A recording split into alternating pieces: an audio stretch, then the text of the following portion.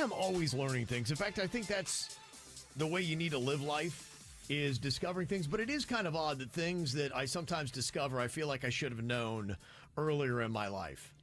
I'm with that with a lot of appliances around the house. Yeah. Your dishwashers, your washer, Or using things a certain way. You may have a bottle opener or something like that, and you realize, oh, that's what that's for. And you're like, how did I never know that? But if somebody doesn't break it down and teach you, I guess you wouldn't. And yeah. You may see it for years and years and years, but no one's ever been like, hey, do it this way. Well, some of it's boring, and I never wanted to learn. But yeah, there's all kind of buttons and contraptions and holes.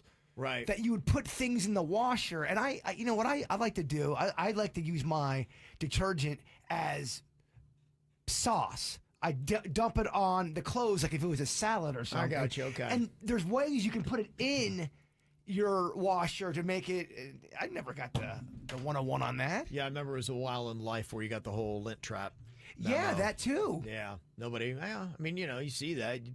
Unless you had a parent that broke it down and say, hey, make sure you're always cleaning your lint trap so you don't burn your house down. Never knew about self-cleaning oven. I hit that button one time. I thought I broke my stove. Like you can't open your stove. It's locked. It is. It's in jail.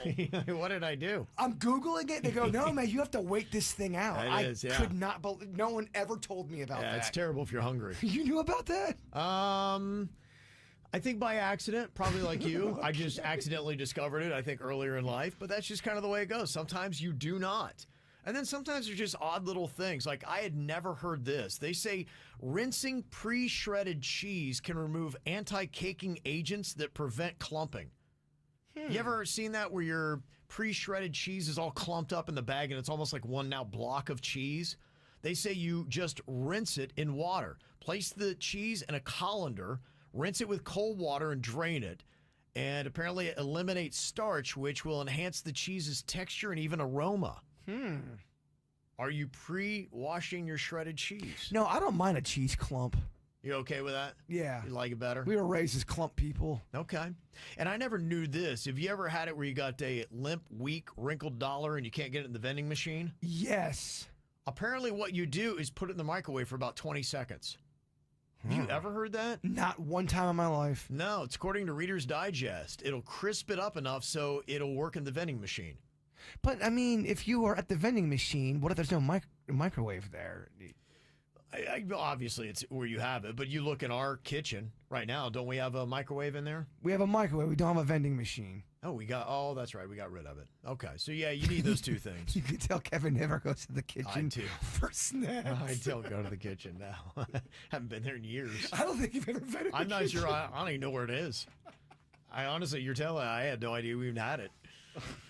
I did not know this, but federally graded fresh eggs in their shells are safe for 3 to 5 weeks after the expiration date on the carton, as long as you keep them refrigerated.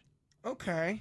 I didn't know you could get that kind of run out of eggs, which is good because replacing them is not cheap. I kind of feel like the expiration date, unless it's moldy bread, I feel like you can dance with the devil on some of these. You can push it a couple weeks. You could look into that. In fact, if you have something go online, because they have it posted for a lot of things, that expiration date is bunk.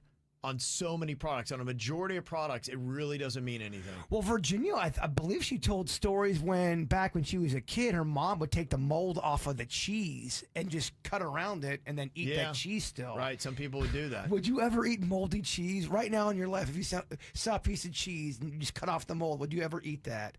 Yeah, I would. You would? Yeah, I would if they took the mold off. Kind of out with mold. Really? You're not going to do it? Well, I mean, you eat the blue cheese. Isn't that just moldy cheese, basically? And you were just talking about yesterday how you love dipping that rib right in your blue cheese. That's different. It is? Well, yeah, because the scientists are back there making, the people who are making that sauce, the chefs. Same biological concept that creates your blue cheese versus your moldy cheese? Bread and mold is way different than blue cheese sauce, in my opinion. It is. I get it. They come from the same. All right. I need somebody. I should know that exactly, but I don't. If somebody can break down the difference between moldy cheese and blue cheese, is it the same? If it's not, how's it different? And you might be right, but to me, just mentally, looking at bread with mold on it and then looking at blue cheese dressing, two different animals. Okay. Yeah.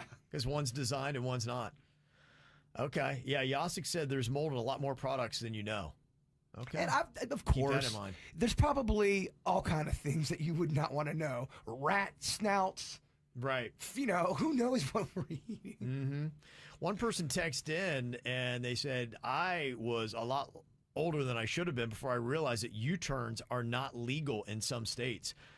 And I remember the first time I came to Florida, I think I was 16, so I was just studying the rules of the road.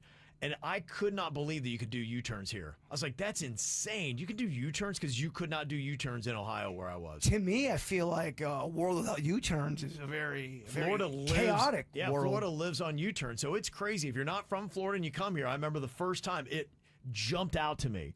But if you were born and raised in Florida, you go to another state and you're like going, you might try to pull a U-turn and be like, what do you mean you can't do a U-turn? That's how you get around. Yeah, a lot of states don't allow it. I didn't know that. Mm-hmm. Somebody texted, did you know that barbecue sauce is a tomato base? Yeah, I think I did. It seems like a cousin of ketchup, right? It does. It seems like the hotter cousin of ketchup. I never thought of it, but it makes sense. That sounded weird. I didn't mean for that to sound weird.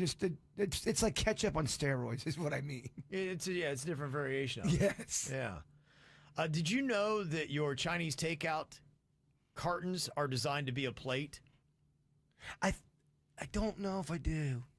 Yeah, apparently the box's design is actually American. It's not Chinese, and it was inspired by Japanese origami. And you are able to take down the sides of the carton, and it basically condenses down into a plate for your Chinese food, so you don't have to eat it out of the carton like that. I am Googling that right now. And I think you're right. I can see it. Look, they flatten it out. Yeah, I think I did know that, but I think I was in my 30s before somebody showed me that. Yeah, look at it. It just unfolds, and there you go. It's a plate now.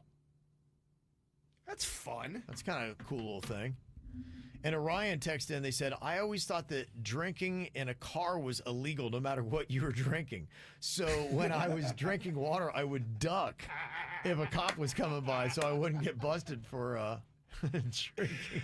That is awesome. Yeah. Okay, there you go. This is how we do. It's the KBJ Show.